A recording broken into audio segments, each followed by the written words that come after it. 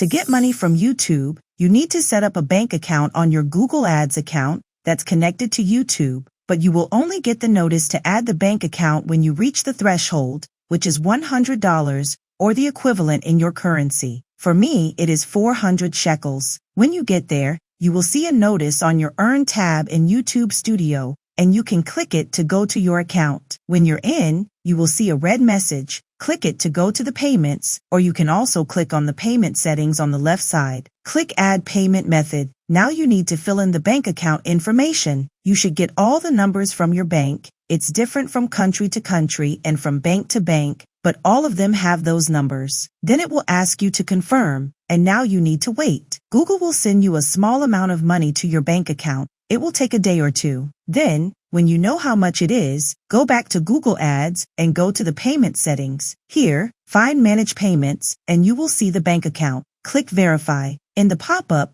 enter the deposit you got from Google. This is important. You need the exact number, because this is how Google identifies that the bank account is yours. And that's it. Now you can get money directly to your bank account. If you want to change the bank or remove it, click the button. And if you still have money in your account, it's a good idea to add a new account so you will get the money. Watch this video next, like and subscribe, and I will see you next time.